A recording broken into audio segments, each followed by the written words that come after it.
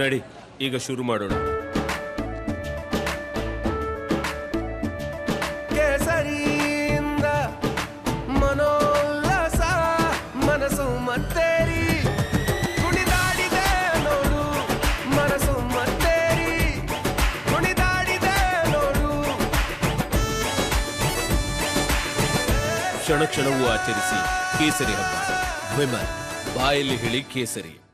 ಶಿಕ್ಷಕರ ನೇಮಕಾತಿಗೆ ಸೆಕ್ಯೂರಿಟಿ ಅವರಿಗೆ ಟೆಂಡರ್ ಅನ್ನ ಕೊಡಬೇಕು, ಸೆಕ್ಯೂರಿಟಿ ಸಂಸ್ಥೆಗೆ ಟೆಂಡರ್ ಅನ್ನ ಕೊಡಬೇಕು ಅಂತ ಹೇಳಿ ಸರ್ಕಾರ ಒಂದ್ ಕಡೆ ನಿರ್ಧಾರವನ್ನ ಮಾಡಿಕೊಂಡಿದೆ.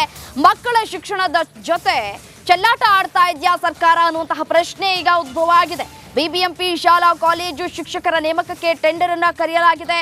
ಸೆಕ್ಯೂರಿಟಿ ಕಂಪನಿಗೆ ಟೆಂಡರ್ ಅನ್ನ ನೀಡಿದೆ ಬಿಬಿಎಂಪಿ ಎಡವಟ್ಟಿಗೆ ಮಾಜಿ ಶಿಕ್ಷಣ ಸಚಿವರು ಆಕ್ರೋಶವನ್ನು ವ್ಯಕ್ತಪಡಿಸ್ತಾ ಇದ್ದಾರೆ. ಅಧಿಕಾರಿಗಳ ವಿರುದ್ಧ ಸುರೇಶ್ ಕುಮಾರ್ ಕೆಂಡಾಮಂಡಲರಾಗಿದ್ದಾರೆ. ಸೆಕ್ಯೂರಿಟಿ ಏಜೆನ್ಸಿಗೆ ಗುತ್ತಿಗೆ ಅಂತೆ. ಎಂತಹ ಸ್ಥಿತಿ ತಲುಪಿಬಿಟ್ಟಿದೆ ಸರ್ಕಾರ. ಇದು ಬಿಬಿಎಂಪಿಯ ವಿಚಿತ್ರ ಕಾರ್ಯವೈಖರಿ ಅಂತ ಹೇಳಿ ಬೇಸರವನ್ನ ವ್ಯಕ್ತಪಡಿಸಿದ್ದಾರೆ ಸೋಷಿಯಲ್ ಮೀಡಿಯಾದಲ್ಲಿ ಸುರೇಶ್ ಕುಮಾರ್ ಅವರು.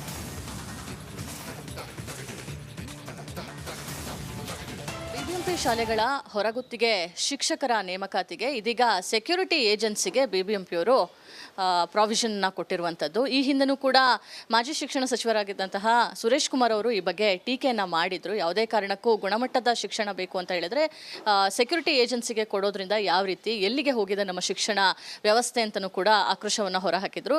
ಇನ್ನು ಇದ್ರ ಬಗ್ಗೆ ಮಾತಾಡೋದಕ್ಕೆ ಇದೀಗ ನಮ್ಮ ಜೊತೆ ಸುರೇಶ್ ಕುಮಾರ್ ಅವರೇ ಇದ್ದಾರೆ, ಮಾತಾಡ್ಸ್ಕೊಂಡು ಹೋಗೋಣ. ಸರ್, ಬಿಬಿಎಂಪಿ 20% ಅಷ್ಟೇ ಪರ್ಮನೆಂಟ್ ಟೀಚರ್ಸು, ಇನ್ನು 80% ಹೊರಗುತ್ತಿಗೆ. ಸೊ ಇದರಲ್ಲೂ ಕೂಡ ಈಗ ಸೆಕ್ಯೂರಿಟಿ ಏಜೆನ್ಸಿ ಅವರಿಗೆ ಕೊಟ್ಟಿದ್ದಾರೆ ಗುತ್ತಿಗೆಯನ್ನು. ಏನು ಹೇಳ್ತೀರಾ ಸರ್? ನಾವು ಶಿಕ್ಷಣವನ್ನು ಯಾವ ರೀತಿ ನೋಡಬೇಕು ಆ ಒಂದು ದೃಷ್ಟಿಕೋನದಿಂದ ನೋಡ್ತಾ ಇಲ್ಲ.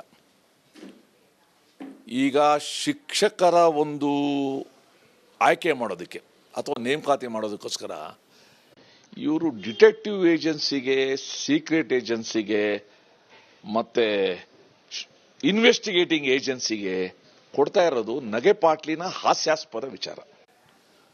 ಇದು ಶಿಕ್ಷಣದ ಬಗ್ಗೆ ಎಷ್ಟು ಕೋಪ ಇರ್ಬೋದು ಅಂತ ನನಗೆ ಗೊತ್ತಾಗ್ತಾ ಇದೆ.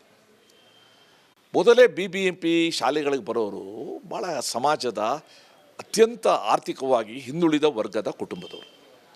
ಅವರು ಒಳ್ಳೆಯ ಶಿಕ್ಷಣ ಕೊಡಬೇಕು ನಾವು ಅನ್ನೋದನ್ನ ಬಿಟ್ಟು ಯಾವುದೋ ಸಿಮೆಂಟು, ಜಲ್ಲಿ, ಮರಳು ಸಪ್ಲೈ ಮಾಡೋ ರೀತಿಯಲ್ಲಿ ಶಿಕ್ಷಕರೂ ಸಪ್ಲೈ ಮಾಡಿ ಅಂತ ಹೊರಟಿದ್ದಾರಲ್ಲ, ಇವರು ನಾವು ಏನು ಹೇಳಬೇಕು ಅಂತ ನಂಗೆ ಅರ್ಥ ಆಗೋದಿಲ್ಲ.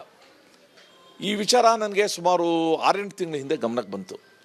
ನಾನಾಗ ಉಪಮುಖ್ಯಮಂತ್ರಿಗಳಾದ ಡಿ ಕೆ ಶಿವಕುಮಾರ್ ಗಮನಕ್ಕೆ ತಂದಾಗ ಅವರೇ ಒಂದು ಹೌಹಾರಿದ್ರು. ಹೌಹಾರಿಬಿಟ್ಟು ಇಲ್ಲ ಇದು ನಾವು ಮಾಡೋಕ್ಕೆ ಬಿಡೋದಿಲ್ಲ ಅಂತ ಅವ್ರು ನಿಲ್ಲಿಸಿದರು. ಈಗ ನಾನು ನೋಡಿದೆ, ನನ್ನ ಹತ್ರ ಡೀಟೇಲ್ಸ್ ಇದೆ. ದಕ್ಷಿಣ ಭಾಗಕ್ಕೆ ದಕ್ಷಿಣ ವಲಯ ಮತ್ತು RR ನಗರ ವಲಯ, ಅವೆರಡು ವಲಯಕ್ಕೆ Appu detective and security service. ಪೂರ್ವ ವಲಯಕ್ಕೆ ಈಸ್ಟ್ ಝೋನ್ಗೆ detect well and security services. ಪಶ್ಚಿಮ ವಲಯಕ್ಕೆ ಶಾರ್ಪ್ ವಾಚ್ ಇನ್ವೆಸ್ಟಿಗೇಟಿಂಗ್ ಸೆಕ್ಯೂರಿಟಿ. ಇದು ಹೆಸರುಗಳು ನೋಡಿದ್ರೆ ನಮ್ಗೆ ಗೊತ್ತಾಗುತ್ತೆ ಇವ್ರಿಗೆ ಯಾಕೆ ಈ ಕಲ್ಪನೆ ಬಂತು. ಯಾವ ರೀತಿ ಸ್ಕೂಲು ಸೆಕ್ಯೂರಿಟಿ ಕೊಡೋಕ್ಕೆ ಕೊಡಲಿ, ನಾವು ಒಪ್ಕೊಳ್ತೀನಿ.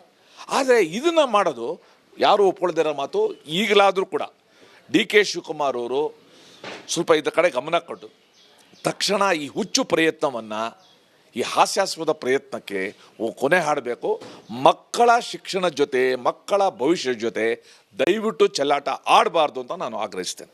ಇವಿಷ್ಟು ಸುರೇಶ್ ಕುಮಾರ್ ಅವರ ಮಾತು. ಅಂದರೆ ಪ್ರಮುಖವಾಗಿ ಶಿಕ್ಷಕರ ನೇಮಕಾತಿಗೆ ಒಂದು ಶಿಕ್ಷಣ ಇಲಾಖೆಗೆ ಜವಾಬ್ದಾರಿಯನ್ನು ಕೊಡಬೇಕು, ಇಲ್ಲದಿದ್ದರೆ ಸರಿಯಾದ ರೀತಿಯಲ್ಲಿ ಶಿಕ್ಷಕರ ನೇಮಕಾತಿ ಆಗಬೇಕು ಅನ್ನೋ ಒಂದು ವಿಚಾರವನ್ನು ಹೇಳಿದ್ದಾರೆ. ಕ್ಯಾಮ್ರಾ ಪರ್ಸನ್ ಲೋಹಿತ್ ಜೊತೆ ದೀಪ್ತಿ ತೋಳ್ಪಾಡಿ, ರಿಪಬ್ಲಿಕ್ ಕನ್ನಡ, ಬೆಂಗಳೂರು.